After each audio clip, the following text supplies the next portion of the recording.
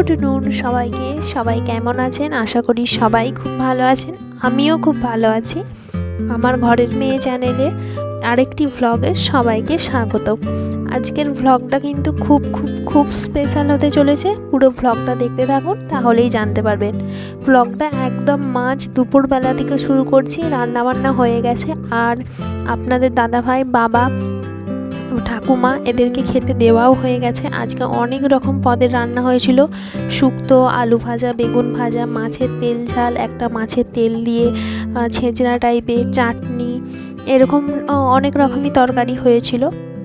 আর তারপরে বিকালবেলা ঠিক নয়, খাওয়া দাওয়ার পর ওই আধ ঘন্টার মতো একটু রেস্ট নিয়ে তারপরে আমি আর মা বসে পড়েছিলাম। এইদিকে আজকে আমাদের দুধ শিউলি হবে, সেই জন্য পিঠেগুলো গড়ার জন্য ভেতরে সাদা নারকেলের পুর দেওয়া হবে। তারপর সন্ধ্যাবেলা এইদিকে আমি আর মা পিঠেগুলো করার জন্য চলে আসলাম উনুন শালে। এখানে দুধ আর জলটা ফুটে যাওয়ার পর প্রথমে পিঠেগুলো দিয়ে দিলাম। একটু সেদ্ধ হয়ে গেলে চিনি পরিমাণ মতো, একটু এলাচের গুঁড়ো আর পরিমাণ মতো নারকেল কুড়িয়ে রেখেছি দিয়ে দেব। খেতে বেশ ভালো লাগবে। নারকেল কুড়িয়ে রাখাটা দিয়ে দিলে বেশ একটু দুধ দুধ পাড়া হয়, খেতে কিন্তু খুব সুন্দর লাগে।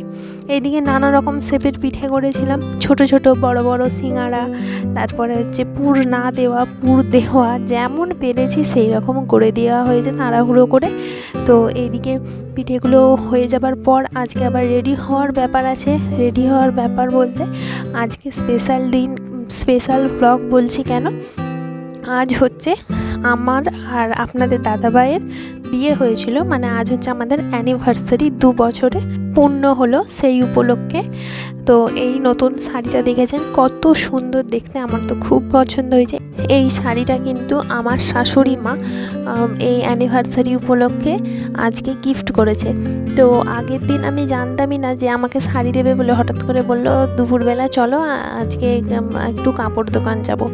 চলো তাহলে। আমি ভাবছিলাম অন্য কারোর জন্য কিছু কিনতে হবে, হয়তো কাউকে দেওয়ার ব্যাপার আছে। তো হঠাৎ করে দোকানে যেয়ে বলে যে এই শাড়ি দেখাও। তো আমি তো অবাক হয়ে গেলাম। আমি বললাম যে আমার শাড়ি? বলছে হ্যাঁ।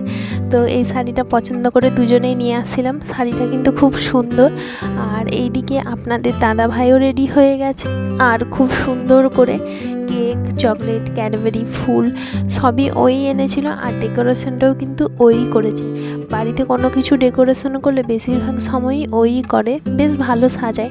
এখানে ছোট ছোট নানা রকমের চকলেট, তারপরে হচ্ছে ফুল, ক্যাডবেরি এনেছিল, ক্যাডবেরি দিয়ে সুন্দর করে সাজিয়েছে।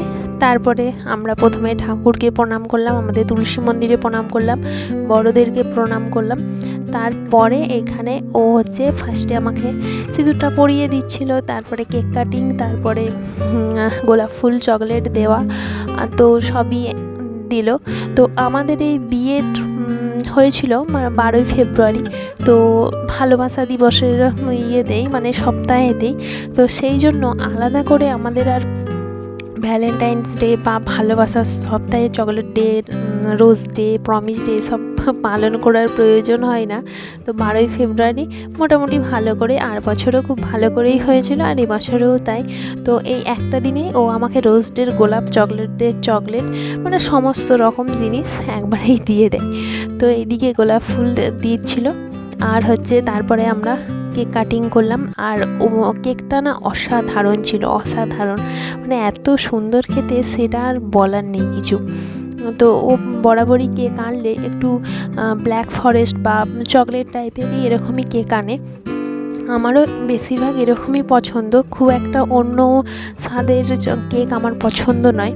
তো এদিকে কেক কাটিং করছি। আর কি কথা বলছিলাম আমারও ঠিক মনে নেই।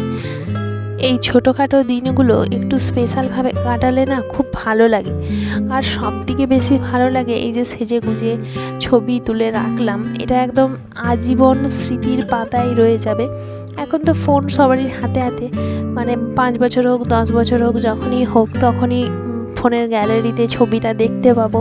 তো তখন স্মৃতিগুলো যত বয়স বাড়ে তত হচ্ছে পুরাতন স্মৃতিগুলো না আরও মনে হয় যেন মানে মধুর, আরও সুন্দর মনে হয়। এই যে সময়টা পেরিয়ে যাচ্ছে, সেই সময়টা হাজার কোনো কিছুর বিনিময় হলেও কিন্তু কখনোই জীবনে আর ফিরে পাওয়া যায় না।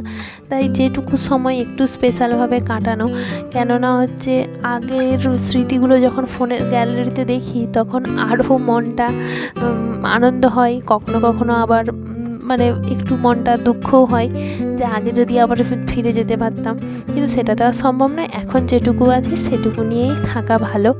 তো এইদিকে কেক টেক কাটা হয়ে গেল, সবাইকে দেওয়া হয়ে গেল মা বাবার সাথে ছবি, কাকিমণি, ঠাম্মু, আমার ধুলো মা, বোন, ভাই, তারপরে বড় বোনি যারা ছিল সবারই সাথে ছবি টবি সব তোলা হয়ে গেল, সেলিব্রেশন হয়ে গেল।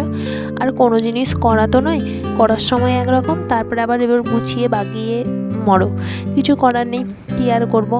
তো এইদিকে সেলাই মেশিনটা সরাতে হয়েছিল, ওইখানটায় লোকজন দাঁড়াবে বা কাটিং হবে ফোনে ছবি তোলার জন্য। তো সেই জন্য আবার সেলাই মেশিনটাকে সরিয়ে আবার সেই জায়গাতে আনা, সেই জন্য ঠিলে ঠিলে সরাচ্ছিলাম। আর যখন এনেছিলাম আমি আর আপনাদের দাদা ভাই, আর এখন আপনাদের দাদা ভাই একটু দরকারে ফাঁকে চলে গেছে, এত ভারী জিনিস টেনে আনাও না খুব কষ্টকর।